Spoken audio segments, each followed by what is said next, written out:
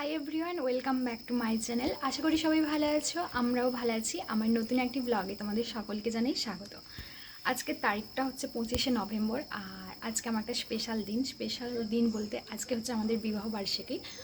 তো কোথায় থেকে 2 বছর কেটে গেল জানি না, কি করে কেটে গেল সেটাই অসম্ভব ব্যাপার একটা। তো অনেক কিছুই প্ল্যান ছিল, কিন্তু সিরিয়াসলি বলছি আমি, মানে আজকের দিনেই বলছি, ব্যবসাদারকে বিয়ে করলে না এসব প্ল্যানের কোনো মান মর্যাদা থাকে না। সিরিয়াসলি আজ থেকে মনে হচ্ছে 1 মাস 1.5 মাস আগে থেকে আমি বলে রেখেছিলাম যে আজকে আমি আমার অ্যানিভার্সারির দিনে আমরা তমলুকের বটগোহিমা মন্দিরে যাব পুজো দিতে, কিন্তু সেটা হয়ে ওঠেনি। তো আজ সকালবেলা প্ল্যান করলাম, যেহেতু একদিন পর একটা বিয়ে বাড়ি আছে, তো আমার অলরেডি শাড়ি কেনা কমপ্লিট, বাট তোমাদের দাদা ভাইয়ের কিছুই কেনা হয়নি। তো ও সময় করে উঠতে পারেনি, তমলুক যাওয়া হবে, তো ভাবলাম আজকে চলো তমলুক যাব। আর সন্ধেবেলা হলে বেটার হয়, যেহেতু দোকানে তো ব্যস্ত থাকে, তো সেই কারণে বললাম যে চলো সন্ধেবেলা যাব, আর একটু কেনাকাটা করবো, খাওয়া দাওয়া করে চলে আসবো। তো বললো ঠিক আছে।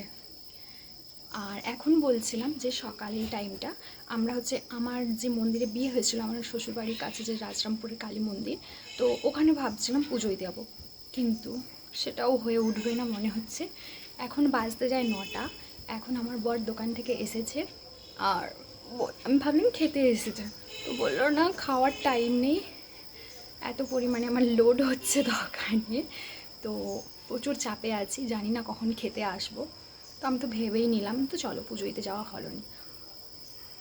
তো সেই কারণে বলছি, ব্যবসাদারকে বিয়ে করলে না সিরিয়াসলি কোনো প্ল্যানের মান মর্যাদা থাকে না।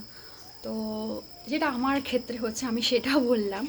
তো যাদের চাকরি করে তাদেরও কি এভাবে প্ল্যান ভেস্তে যায়? তো অবশ্যই কমেন্ট করে জানাতে ভুলো না। মোটামুটি আজকে বাড়িতে কি হয় সেটাই তোমাদের সাথে শেয়ার করব। আমার প্ল্যানগুলো সব জলে গেল, এটাই সব থেকে কষ্টের ব্যাপার। আর মোটামুটি শেষমেশ বাধ্য বরকে বললাম যে একটু খাসির মাংস আনো, রান্না করব। আর চিংড়ি মাছ এনেছিল, ফ্রিজে রাখা আছে, ওটা রান্না করব ভেবেছিলাম। আর পনির, মানে ওটা বাড়িতেই ছানা কাটিয়ে তৈরি করব ভেবেছি। তারপর মনে হচ্ছে এত কিছু রান্না করে খাবে কে, আবার ইচ্ছে হচ্ছে যে না একটু বানাই, তো মোটামুটি নিজেকেই বানাতে হবে।